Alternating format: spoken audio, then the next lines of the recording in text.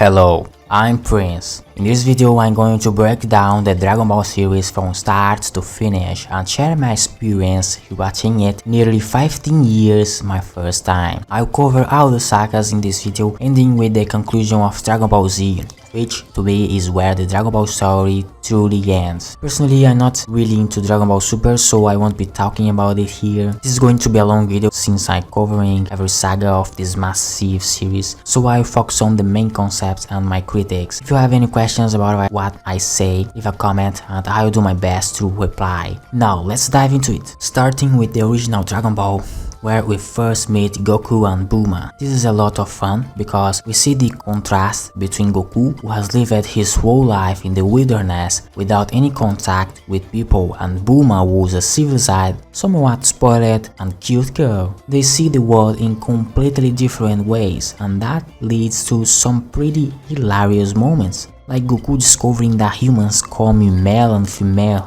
This is so insane, through his interactions with Bulma. Bulma is the highlight of Dragon Ball before the Saiyan Saga, and I wish she had more screen time and relevance throughout the entire series. Unfortunately, women start to take on more secondary roles in the story of Dragon Ball from Dragon Ball Z or Kai onwards. It's a shame, I really like her role in the Dragon Ball Classic, but okay. As we gradually meet more characters, the series keeps moving forward. Dragon Ball is very easy to get into because the pacing is excellent. Speaking from my experience, I never got tired of watching it. First read the Dragon Ball manga and later I watched Dragon Ball Kai. Kai. It's impressive how the author Akira Toriyama made the series flow so well. As we move closer to the time skip, which is one of the favorite parts of the original series to me, we see the relationships between the characters like Yamcha, Chi-Chi and Master Rochi develop. Then we get the final battle against Piccolo, which was really cool. This saga does have some pacing issues, and there are parts where the writing wasn't the best, like the King Piccolo arc when Goku was still a child, or the Red Ribbon Army arc, which I found honestly pretty boring, but overall Dragon Ball ends on a strong note. And then our beloved Akira Toriyama decides to take the story in a more serious direction, leading us into the events of Dragon Ball Z. This is where we first learn about Goku's origins and a huge twist that changed the course of the series. By this point, it's satisfying to see the time skip and how certain characters have grown, like Piccolo now teaming up with Gohan. One of the beautiful things about Dragon Ball is its cast of characters, and in the iconic battle between Goku and Vegeta, after all the fighting, there's this interesting moment where Krillin is about to finish off Vegeta, but Goku stops him. This brings me to a very important point I wanted to discuss: Goku's character's development, which is one of the most underrated aspects of Dragon Ball. A lot of people focus on the fights and the Super Saiyan transformations, but now it's time to appreciate how well the series also develops its characters, and I'll show you that it's an underrated series even though it's so popular. When Goku was a kid, he didn't hesitate to kill, as we saw in several moments during that saga, even with King Piccolo. Doesn't it seem odd that he suddenly isn't like that anymore? Well, after training with Kami, Goku learns the true value of life and that everyone deserves a second chance. So by this point in the story, we see that Goku has evolved. He's no longer the same person he was in the original series. He now chooses to forgive, just as he stopped Krillin and spared Vegeta, just like he forgave King Piccolo's son, Piccolo Jr. After Toriyama expanded the story even further with the Saiyan arc and Goku sparing Vegeta's life, we move on to the Freeza arc, where Vegeta plays a significant role. This made the plot even more intriguing. What will Vegeta do? What's his role going to be? The whole concept of this arc is fascinating. I wonder if Toriyama realized how addictive the story he was creating would be. We have three sides here, all vying for the Dragon Balls on Namek, the planet where the Dragon Balls originated. We have Frieza, who wants to become immortal, Vegeta, who wants to become the strongest in the universe, and Krillin and Gohan, who want to use the Dragon Balls to revive their friends. I probably don't need to say how interesting this gets. The tension is intense, and then, in one of the most legendary moments in fiction, we see Goku transform into a Super Saiyan for the first time. And interestingly, Goku once again gives Frieza a final chance for mercy, which Frieza rejects, leading to an iconic scene where Goku finally kills Frieza. In the manga, you can see Goku with a sad expression, almost as if he feels like he failed, like he couldn't save him. I really like that scene because it gives a sense of I couldn't save him. God damn it. This scene is different in the anime where Goku looks angry. I prefer the manga version, to be honest. What about you? The Freeza arc is solid from start to finish, possibly the best written arc in the series. Toriyama originally wanted to end the story here, but due to the pressure from the editors, he decided to continue.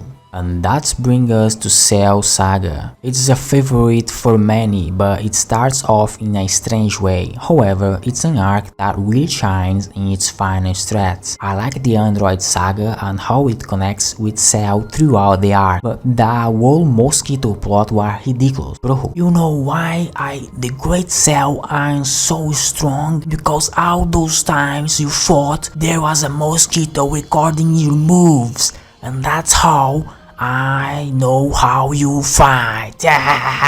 No bro, there wasn't. Please shut up. And finally, in the climax, the potential that Z had been building up reveals itself. But Gohan isn't like his father. He doesn't want to fight, but he had no choice. In a very emotional scene, Gohan transforms into a Super Saiyan and fights Cell. Even though it's not what he wanted, this ending along with Goku's sacrifice was certainly very emotional, and again a point where the author wanted to end his story. But again, due to the pressure of editors, he had to continue. Now we arrive at the Buu Saga. Look, there is a lot to say about Dragon Ball as a series, and none of those things is the protagonist Gohan. The first part of the Buu arc, the tournament, is literally my favorite part of the entire arc. Everything is so rich and well crafted, especially the relationship between Gohan and Videl. We make a great couple. I really wish Dragon Ball had continued in this style, but in the end, Toriyama gave in not only to the editor's pressure but also to the fans' demands, bringing back Goku and Vegeta. This unfortunately ignored the message he had been building since the Saiyan arc, and the Buu Saga ended up feeling like a big fanservice or fanfiction. Gohan as the protagonist would have aged really well for the series and would have brought a sense of a new era, a pacing of the button. It's frustrating that all of that was thrown away. The final stretch of the Buu Saga is unfortunately terrible.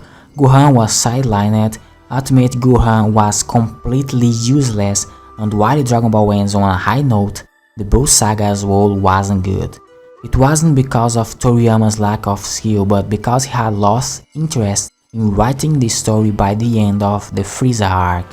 He simply didn't want to continue, even though it had the potential to be the best arc of the series. I won't deny that the Buu Saga has some very emotional moments, like Piccolo's speech to Vegeta, Vegeta's sacrifice, or the grand final with the spirit bomb. For me, in the end, it's the most emotional saga of Dragon Ball, even if it's the weakest in terms of writing. So, what's my final opinion after this long journey with Dragon Ball? It's absolutely worth it. This is the most overrated yet underrated work of all time, and I love it, I really do. It's overrated if you think about the fights, but it's underrated if you think about character development. The true soul of Dragon Ball lies in the evolution of its character and how good the cast of characters is.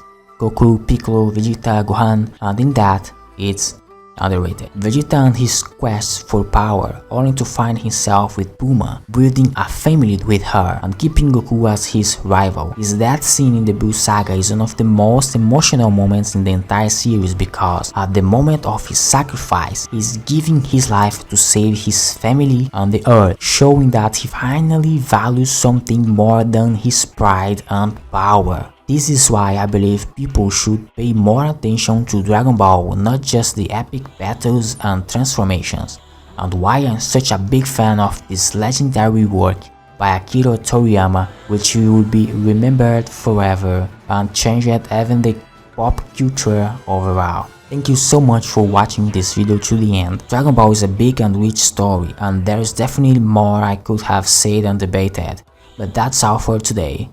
This is the foundation of my opinion on Dragon Ball. See you next time.